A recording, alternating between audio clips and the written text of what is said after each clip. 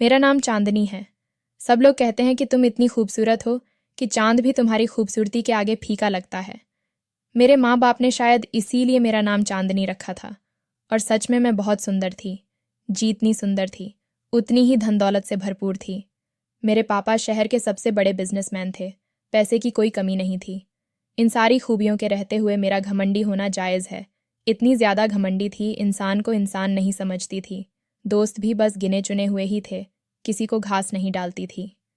अपने पापा की राजदुलारी थी तो मम्मी की आंखों की ठंडक। मेरे भाइयों की मुझ में जान बसती थी तो मैं अपनी भाभियों की गुड़िया रानी थी। हर कोई मुझे प्यार करता था और इसी प्यार की वजह से मैं बहुत ज़्यादा घमंडी हो गई थी। 19-20 साल की होते होते मेरे घर पर रिश्तों की लाइन लगने लगी थी। कभी डॉक्टर का रिश्ता, कभी पायलट का, तो कभी इंजीनियर का। बिजनेसमैन के रिश्ते तो हर वक्त लाइन में लगे रहते थे, लेकिन पापा हर रिश्ते को ठुकराते चले आते थे। मम्मी तो परेशान हो गई थी। एक दिन उन्होंने पापा से पूछा, आखिर आपको चांदनी के लिए कैसा लड़का चाहिए? पापा बोले, ऐसा लड़का जो मेरी चांदनी के साथ खड़ा हो तो लोग कहें कि हाँ, चांद सूरज की जोड़ी है। भले लड़का गरीब घर का हो, लेकिन मेरी चांदनी के जोड़े का हो, क्योंकि मेरे पास पैसे की कमी नहीं है। मैं अपनी बेटी को सोने में तोल दूंगा, लेकिन मेरा होने वाला दामाद सुंदरता में मेरी बेटी से भी बढ़कर होना चाहिए। अपने पापा की बातें सुनकर मैं खिल उठी थी। जो विचार मेरे थे वही विचार मेरे पापा के भी थे। पापा को कोई रिश्ता पसंद नहीं आ रहा था और मेरे दिन खूब मौज मस्ती में गुजर रहे थे। आखिरकार पापा को एक रिश्ता पसंद आ ही गया। पापा ने संजय की तस्वीर मेरे सामने लाकर रख दी, लेकिन मैंने तस्वीर देखने से मना कर दिया। बोली, पापा, मुझे आपकी पसंद पर पूरा भरोसा है। मेरी बात सुनकर मेरी माँ और मेरे भाई तो चौंक कर रह गए थे। बोले, चांदनी, तुम्हें सूट खरीदने से पहले भी उसे 3 बार ट्राई करती हूँ, फिर भला अपने होने वाले जीवन साथी की तस्वीर भी क्यों नहीं देखी? तो मैंने कहा, मुझे अपने पापा पर पूरा भरोसा है। मेरे पापा ने ऐसे ऐसे रिश्ते ठुकराए हैं। अगर वह रिश्ते हो जाते हैं तो पापा को बिजनेस में फ़ायदा ही फ़ायदा होता, लेकिन फिर भी पापा ने इन रिश्तों को ठुकरा दिया। इतने सारे लड़कों को ठुकराने के बाद पापा को कोई लड़का पसंद नहीं आया है तो अच्छा ही होगा। मेरी बात सुनकर पापा का सर गर्व से ऊंचा हो गया। चांदनी बेटा, लड़का हमारे जोड़े का नहीं है, लेकिन जब वह तुम्हारे साथ खड़ा होगा तो लोग तुम्हें चांद सूरज की जोड़ी कहेंगे। सुख सुविधा के सामान से मैं अपनी बेटी का घर भर दूंगा और इस तरह लड़के वाले भी मेरी बेटी से दब कर रहेंगे। मेरे पापा ठीक कह रहे थे।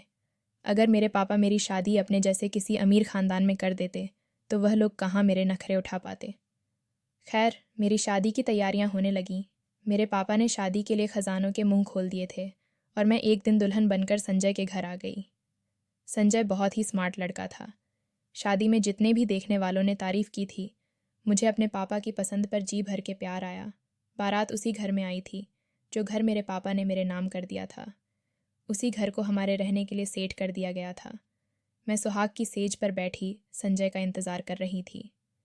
संजय अंदर आया तो मेरे दिल की धड़कनें बढ़ गईं।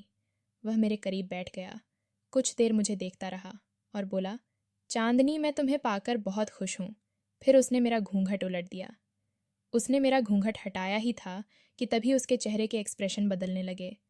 ऐसा लगा जैसे वह बहुत ज़्यादा तकलीफ में है। वह एकदम से बेड पर गिर गया। संजय की यह हालत देखकर मैं बहुत ज़्यादा डर गई और डर की वजह से चीखने लगी। मेरी चीखें सुनकर मेरी सास भागती हुई अंदर कमरे में आई। संजय की हालत देखकर मेरी सास बहुत ज़्यादा डर गई थी। पापा की दी हुई कार से संजय को हॉस्पिटल ले जाया गया। डॉक्टर ने संजय का चेकअप किया और ऐसी खबर सुनाई कि हम सबके सिर पर आसमान गिर पड़ा। डॉक्टर ने कहा कि मरीज को गुजरे तो 15 मिनट गुजर चुके हैं। मेरी सास चीखती हुई वहीं बेंच पर ढेर हो गई थी और मैं आंखें फाड़े सबको देख रही थी। सब लोग मुझे अजीब सी नज़रों से देख रहे थे। किसी औरत की आवाज़ मेरे कान में पड़ी तो मैं सदमे में आ गई। वो औरत कह रही थी, हाय वह देखो, मनहूस दुल्हन सुहाग के जोड़े में ही अपने सुहाग को खा गई। और उस दिन मुझे समझ आया कि ज़बान से निकले हुए शब्द तलवार की धार से कम नहीं होते। ये किसी का दिल चीर सकते हैं, किसी का भी दिल छलनी कर सकते हैं। जब मेरा दिल छलनी हुआ तो मुझे किसी के कहे हुए शब्द याद आए। उसने मुझसे कहा था कि तुमने मेरा दिल छलनी कर दिया। तब मैंने उसका कितना मजाक उड़ाया था। मैं चांदनी, जिसे लोग हुस्न की शहजादी कहते हैं, मैंने उस वक्त एक छोटे कद मोटे पेट वाले और काले आशिक का मजाक उड़ाया था। इतनी देर में मेरे मम्मी पापा पूरी फैमिली के साथ हॉस्पिटल पहुंच चुके थे। पापा के सीने से लगकर मैं बिलक बिलक कर रोई थी। पापा ने मुझे बहुत हिम्मत दी थी। संजय की बॉडी को घर ले जाया गया। सब घर वाले शोक मना रहे थे। मैंने 4 लाख का सुहाग का जोड़ा उतार कर एक सफ़ेद रंग का सूट पहन लिया। संजय के अंतिम संस्कार के बाद मेरे पापा मुझे घर ले गए। इस हादसे से मैं बहुत ज़्यादा डिप्रेशन में आ चुकी थी। मैंने लोगों से मिलना जुलना बंद कर दिया था। पापा ने अपनी तरफ से लोगों को समझा दिया था कि चांदनी इस हादसे से बहुत ज़्यादा डिप्रेशन में जा चुकी है, इसलिए हम उस पर फोर्स नहीं करेंगे कि वह लोगों से मिले। वह खुद ही धीरे धीरे नॉर्मल हो जाएगी। और फिर मैं धीरे धीरे नॉर्मल होने लगी थी। और फिर एक बार फिर से मेरे रिश्ते आने शुरू हो गए।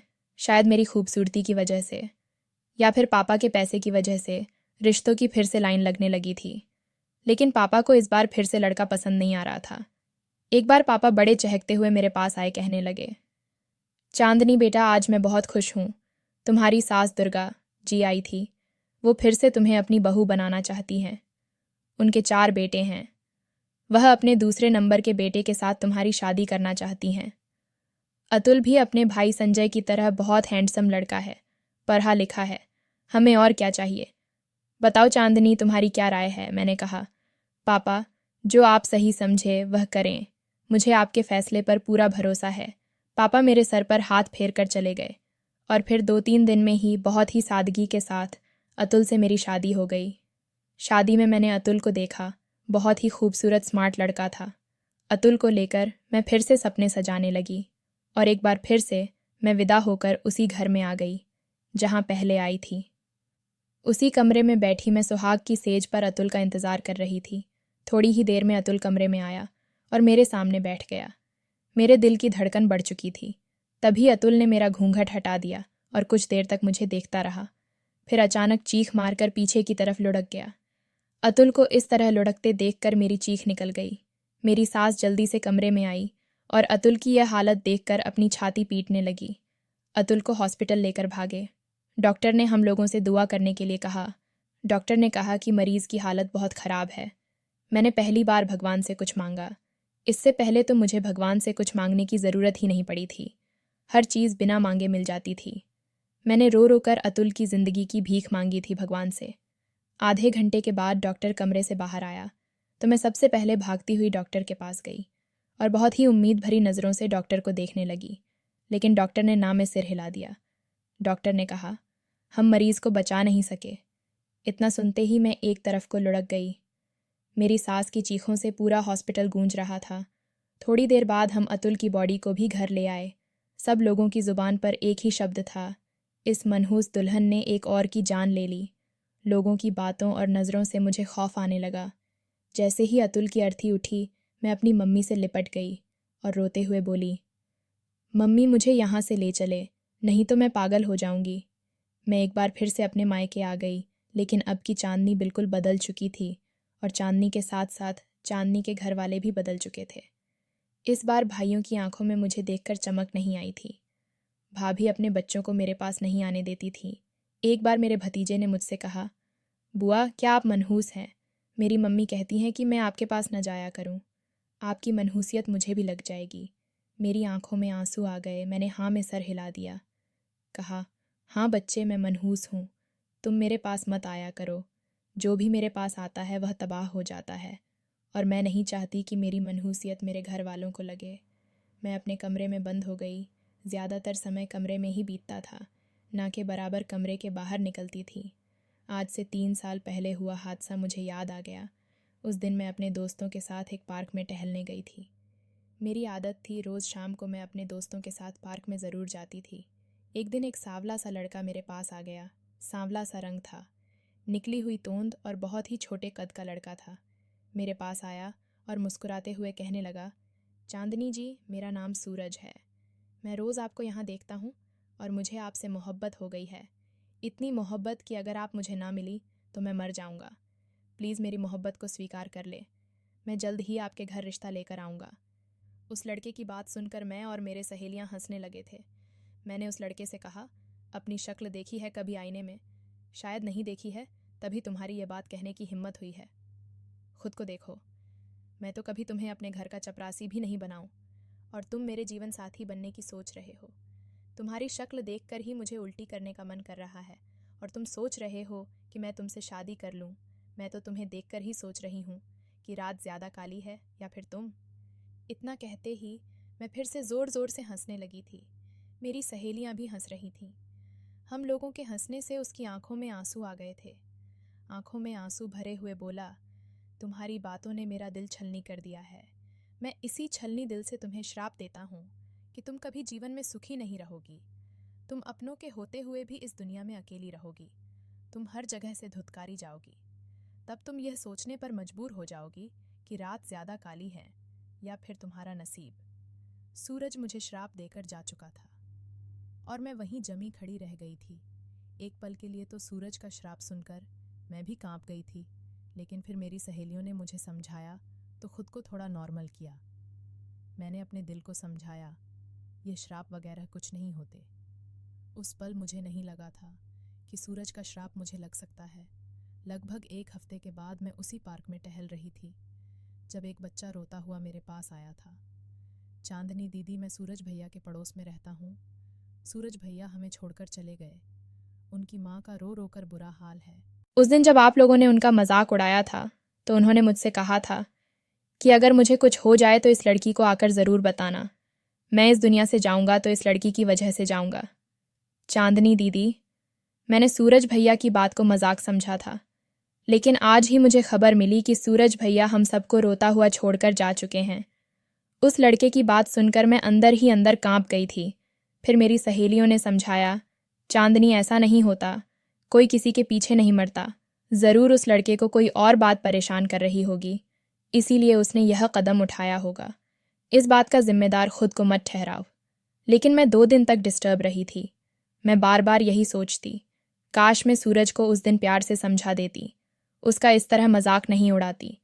शायद मेरे प्यार से समझाने पर वह समझ जाता और यह गलत कदम उठाने पर मजबूर नहीं होता। फिर धीरे धीरे वक्त के साथ सूरज वाला हादसा मेरे दिल दिमाग से निकल गया।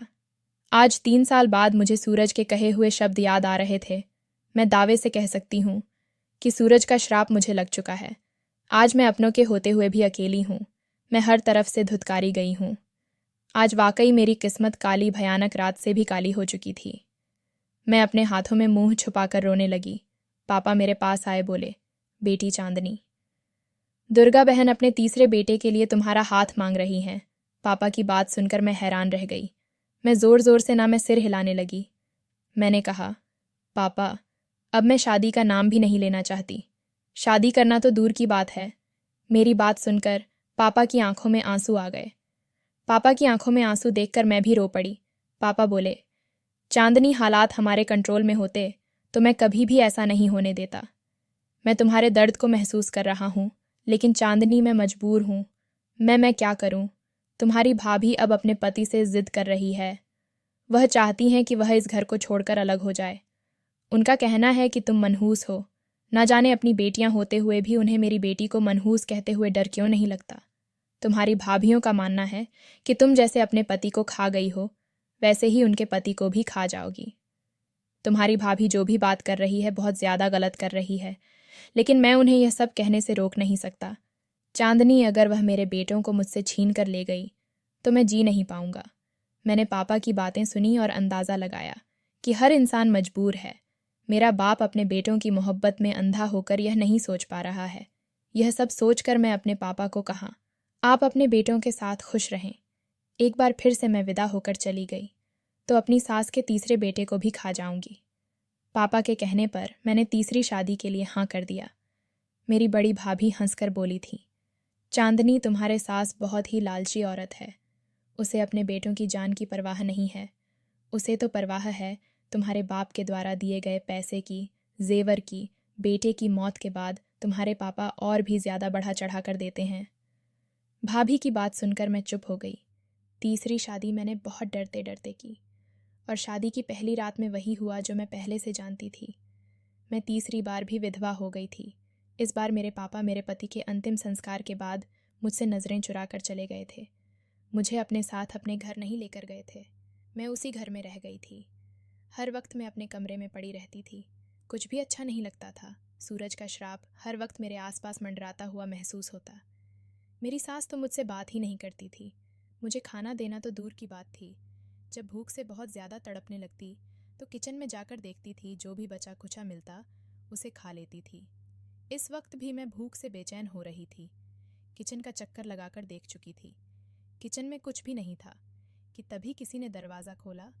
एक हाथ अंदर आया और खाने से भरी हुई प्लेट अंदर कमरे में रखकर हाथ फिर से गायब हो गया। जो कोई भी था कमरे के बाहर से ही खाने की प्लेट अंदर करके जा चुका था। मैं हैरान रह गई। इस घर में मेरा कौन हमदर्द था? मेरी सास तो मुझसे इतनी नफरत करती थी, फिर अब ऐसा रोज़ होने लगा। रोज़ शाम को एक प्लेट खाना कोई मेरे कमरे में दे देता, उसका सिर्फ हाथ ही देख पाती थी। वह कोई मर्दाना हाथ था। हाथ को देखकर अंदाज़ा लगाया जा सकता था कि वह लड़का, जो कोई भी है, बहुत ही हैंडसम और स्मार्ट है। उसकी खूबसूरत मजबूत कलाई पर बंधी घड़ी बहुत ही शोभा देती थी। एक बार उसे देखने की कोशिश की।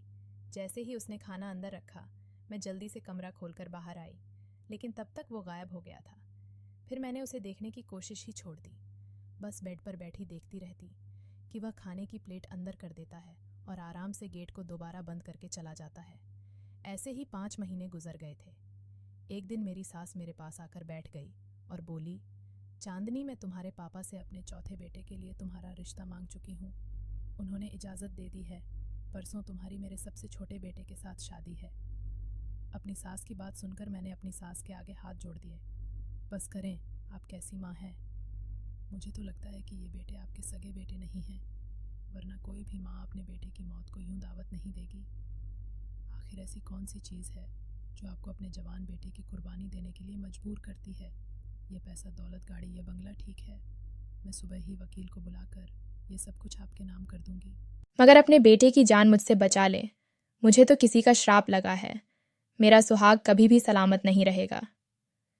मेरी सास मुझे घूरते हुए बोली, किसकी बद्दुआ लगी है तुम्हें? मैं कुछ बोल ही नहीं पाई। मेरी सास की आंखों में शैतानी चमक दिखाई दे रही थी। मेरी बड़ी भाभी की बात मुझे सच लगी थी। मेरी सास एक लालची औरत है। भला ऐसा कैसे हो सकता था? एक औरत अपने 3 जवान बेटों की मौत के बाद एक मनहूस लड़की को फिर से अपनी बहू बनाना चाहती है। मुझे लगा था कि मेरी सास मेरे पहले तीनों पतियों की सगी माँ नहीं हो सकती, इसलिए उसे फ़र्क नहीं पड़ता कि मरे या फिर जिए। उसे तो बस बेशुमार पैसों से मतलब था, जो हर बार मेरे पापा मेरी सास को देते थे। लेकिन मैं अपनी सास की तरह पत्थर दिल नहीं हो सकती थी। मैंने शादी के लिए हाँ कर दिया, लेकिन मैंने सोच लिया था कि मैं उस लड़के की जान बचाकर रहूंगी। मैं इस लड़के को कभी भी अपना चेहरा नहीं दिखाऊंगी और ना ही उसके सामने आऊंगी। शादी का दिन आ गया। पंडित जी ने मंत्र बोले और हमारे फेरे संपन्न हुए। मुझे कमरे में ले जाकर बैठा दिया गया था। मैं आज चौथी बार सेज पर बैठी थी। रात ढल रही थी। मेरा नया पति अभी तक मेरे कमरे में नहीं आया था। शायद वह भी अपनी मौत से डर रहा था। मैंने पहले ही सोच लिया था कि मुझे क्या करना है। मैंने अपना शादी का जोड़ा बदला और अलमारी के पीछे जाकर छुप गई। मैं नहीं चाहती थी कि मेरा पति मेरा चेहरा देखे और वह भी मेरे बाकी तीनों पतियों की तरह मर जाए। तभी दरवाज़ा खोलकर मेरा चौथा पति अंदर आया। मेरी सांसें ऐसे चल रही थीं जैसे कोई आंधी चल रही हो। पता नहीं अगले पल क्या होने वाला है। मैंने अपने दिल ही दिल में ना जाने कितनी दुआएं मांग डालीं। अचानक मुझे अपने पति की जोर से बोलने की आवाज़ आई। वह बोला, अम्मा, मेरी दुल्हन कहाँ है? कहीं मेरी दुल्हन को तूने भगा तो नहीं दिया? मेरी सास की भी आवाज़ें आने लगी थीं। वह काफ़ी बौखलाई हुई थी। वो बोली, वही कमरे में होगी, कहाँ जाएगी? मिल जाएगी, वहीं होगी। थोड़ी ही देर में कमरे में और भी लोग आने लगे थे। मुझे कुछ और लड़कों की आवाज़ आ रही थी। तभी मेरी सास बोली, संजय, तुमने देखा है चांदनी को? नहीं आंटी, मैंने तो नहीं देखा। संजय? संजय तो मेरे पहले पति का नाम था। मैंने जल्दी से अलमारी की टेक से झांक कर देखा तो मेरी आंखें फटी की फटी रह गईं। मेरे तीनों पति जो मर चुके थे, वह सही सलामत मेरे सामने खड़े थे। तभी मेरी सास मेरे पति के आगे से हटी तो उसको देखकर लगा कि मैं अब सांस नहीं ले पाऊंगी। वह सूरज था, वही सूरज जिसने 3 साल मेरी खातिर दुनिया से चला गया था। मुझे तो ऐसा लग रहा था कि जैसे मैं श्मशान घाट में पहुंच गई हूं और जहां पर सारे मुर्दे जिंदा कर दिए गए थे। मैं डर से कांपने लगी थी। सूरज के चेहरे को देखकर वह मुझे कोई पागल दीवाना लग रहा था। उसकी बातों से बहुत ज़्यादा डर महसूस हो रहा था। वह बोला, अम्मा, एक बार वो चिड़िया मेरे हाथ लग जाए, उसके पर काट कर मैं उसको हमेशा के लिए इस घर में कैद कर दूंगा। उसका है ही कौन? खूनी रिश्ते तो उसको अछूत समझने लगे हैं। अब वह सारी जिंदगी मेरी गुलाम बनकर रहेगी। मुझे ठुकराया था ना उसने। अब मैं उसको बताऊंगा ठुकराए जाने का दर्द क्या होता है। उसे इतना तड़पाऊंगा कि वह रो रो कर मुझसे दया की भीख मांगेगी। यह बोलते बोलते सूरज का सावला चेहरा और भी ज्यादा काला भयानक हो गया था। उसके चेहरे से शैतानियत टपक रही थी। सूरज की भयानक हंसी पूरे कमरे में गूंज रही थी और मैं डर से थरथर कांप रही थी। मेरी सास ने कहा, संजय तुम कमरे में देखो, हम तब तक बाहर जाकर देखते हैं, जरूर वहीं कहीं होगी। इतना कहकर मेरी सास सबको अपने साथ लेकर चली गई। कमरे में मेरा पहला पति संजय बचा था, जो मुझे इधर उधर ढूंढ रहा था। मैंने जोर से अपनी आंखों को बंद कर लिया था और भगवान से दिल ही दिल में दुआ मांग रही थी कि हे भगवान, मुझे इन दरिंदों से बचा ले। तभी एक हाथ ने मेरी कलाई पकड़ी। मैंने डर के मारे आंखें खोली, लेकिन मैं हैरत से उछल पड़ी। मेरी कलाई पकड़ने वाला वही हाथ था जो रोज मुझे खाना देने आता था। उसके हाथ पर बंधी घड़ी से मैंने उसे पहचान लिया था। ये वही हाथ है। जब मैंने उस इंसान के चेहरे को देखा तो मैं हक्का बक्का रह गई। वह तो संजय था। मैं अभी कुछ कहने ही वाली थी कि तभी संजय ने मेरे मुंह पर अपना हाथ रख दिया और बोला, कुछ भी मत बोलना, चुपचाप खड़ी रहो। अगर इन लोगों को जरा भी शक हो गया कि तुम अंदर कमरे में हो तो यह लोग तुम्हारे साथ बहुत बुरा सलूक करेंगे। आराम से यहीं पर छुपी रहो। मैं बाहर जाकर सबको कहता हूँ कि चांदनी कमरे में नहीं है, लेकिन खबरदार जो कमरे से भागने की या कुछ भी उल्टा सीधा करने की कोशिश की, मैं अभी थोड़ी देर में वापस आता हूँ। मैंने आंखों ही आंखों में उसे चुप रहने की रजामंदी दे दी तो उसने मेरे मुंह से अपना हाथ हटाया। संजय बाहर चला गया और बाहर सबसे कह दिया कि चांदनी कमरे में भी नहीं है। मैं चुपचाप अलमारी के पीछे छुपी खड़ी थी। कुछ भी समझ नहीं आ रहा था। ये सब क्या है? इतना तो मैं समझ गई थी कि सूरज ने मुझे पाने के लिए यह सब कुछ किया है। सूरज इतना गिरा हुआ इंसान भी हो सकता है, मैंने कभी सोचा नहीं था। खड़े खड़े मेरे पैर दुखने लगे थे, लेकिन संजय अभी तक अंदर नहीं आया था। मेरे पास कोई दूसरा चारा नहीं था सिवाय संजय का इंतजार करने के। संजय की बातों से लग रहा था कि वही मुझे यहाँ से निकाल सकता है। बहुत देर बाद संजय अंदर आया था। उसने मुझे लाकर बेड कर बिठाया, मुझे पानी पिलाया। कहने लगा, वो लोग तुम्हें ढूंढकर थक हार कर सोने के लिए लेट चुके हैं। उन्हें लगता है कि तुम अपने माँ बाप के घर गई होगी, लेकिन तुम्हारे माँ बाप भी तुम्हें मनहूस समझते हैं। चांदनी, तुम्हारी सिर्फ एक बार शादी हुई है। पहले की तीनों शादियां बस एक ड्रामा थीं। आखिरी वाली शादी सूरज के साथ हुई है और यह शादी हकीकत में हुई है। 3 साल पहले जब तुमने सूरज को ठुकरा दिया था तो सूरज जख्मी शेर बन गया था। उसने तुम्हें पाना अपनी जिद्द बनाया था, लेकिन तुम्हें पाना बहुत मुश्किल था। सूरज जैसे बदसूरत लड़के के साथ तुम्हारे माँ बाप कभी भी तुम्हारी शादी नहीं करते। और फिर उसने तुम्हें हासिल करने के लिए एक प्लान बनाया। उसमें उसने अपने तीनों दोस्तों को शामिल कर लिया। इस प्लान में सूरज की माँ शादी कराने वाला पंडित और वह डॉक्टर भी मौजूद था। तुम्हारे पापा इतना पैसा दे देते थे कि किसी का भी मुंह बंद करने के लिए काफ़ी होता था। पंडित को पैसे देकर शादी के गलत मंत्र पढ़वाए थे। डॉक्टर को पैसे देकर यह कहलवाया गया था कि मरीज मर चुका है। तुम्हारी पहली शादी का नाटक मेरे साथ हुआ था। फिर एक के बाद एक तुम्हारी 3 शादियां होती चली गईं और तुम्हारा पति मरता चला गया। इस सब के पीछे एक ही वजह थी कि तुम मनहूस करार दे दी जाओ, जिससे कि तुम्हारे माता पिता तुमसे पीछा छुड़ा लें। और फिर जब सूरज की माँ ने सूरज का रिश्ता तुम्हारे लिए मांगा तो सूरज के भद्देपन के बावजूद भी तुम्हारे माँ बाप इस रिश्ते के लिए इनकार ना कर सके। और सूरज यही सब तो चाहता था, क्योंकि पहले तो तुम्हारे पापा बिल्कुल भी सूरज के रिश्ते के लिए राजी नहीं होते। पहले मैं भी सूरज के साथ था, लेकिन धीरे धीरे मुझे एहसास होने लगा कि तुम्हारे साथ गलत हो रहा है। तुम्हारे माँ बाप ने तुम्हें त्याग दिया, सब तुम्हें मनहूस कहने लगे। ये देखकर मुझे बहुत दुख होता था कि तुम्हारे साथ यह सब करने में मैं भी शामिल हूँ। सूरज की माँ तुम्हें भूखा रखती थी। जब ये बात मुझे पता चली तो रात को मैं होटल से खाना पैक करवा कर लाता था और तुम्हारे कमरे में रख देता था। मैं हैरत से संजय की बातों को सुन रही थी। मेरी आंखों से आंसू बह रहे थे। मैंने अपना सिर संजय के कंधे से टिका दिया और फूट फूट कर रोने लगी। जो कुछ भी हुआ था उसमें मैं भी कसूरवार थी। मुझे सूरज के साथ वो गलत रवैया नहीं अपनाना चाहिए था। मैं चाहती तो उसे प्यार से समझा देती, शायद वह मान जाता, लेकिन मेरे बुरी तरह धुतकारने पर ही सूरज ने यह कदम उठाया था। संजय ने मेरे आंसू साफ किए और कहा, चांदनी मुझे माफ़ कर दो। तुम्हें इस हालत तक पहुंचाने में मैं भी बराबर का जिम्मेदार हूं। मैंने संजय को माफ़ कर दिया था। भले ही संजय ने भी गलत का साथ दिया था, लेकिन अब तक वह मेरी मदद ही कर रहा था। 4 बज चुके थे, कुछ ही देर में सुबह होने वाली थी। संजय ने मेरा हाथ पकड़ा और कहा, हमें इसी वक्त यहाँ से निकलना होगा। अगर सूरज ने तुमको पा लिया तो वह हमेशा हमेशा के लिए तुम्हें इस घर में कैद कर लेगा। संजय की बात सुनकर मैं जल्दी से उठ खड़ी हुई और हम दोनों बाहर आ गए। पूरे घर में सन्नाटा था, सब लोग अभी तक सो रहे थे। मैं और संजय जल्दी से मेन गेट पार कर गए। संजय मुझे मेरे घर के गेट पर छोड़कर चला गया था। मैं अंदर गई, सब लोग मुझे इस समय देकर हैरान थे। लेकिन फिर मैंने पापा को सारी बातें बताईं। मेरी बात सुनकर पापा को बहुत गुस्सा आ गया था। सब ने मुझे बारी बारी से रोते हुए गले लगाया। मेरी भाभियों ने भी मुझसे माफ़ी मांगी। सुबह होते ही पापा पुलिस के पास गए और पुलिस को लेकर सूरज के पास पहुंच गए। फिर सूरज को और उसकी मां को गिरफ्तार कर लिया गया। संजय ने इस पूरे घटना की गवाही दी थी। जो लोग भी इस साजिश में शामिल थे, सबको गिरफ्तार किया गया। संजय को भी पुलिस ने गिरफ्तार किया था, लेकिन संजय ने पुलिस का साथ दिया था और मुझे भी उन लोगों से बचाया था, इसलिए संजय को पुलिस ने जल्दी ही छोड़ दिया।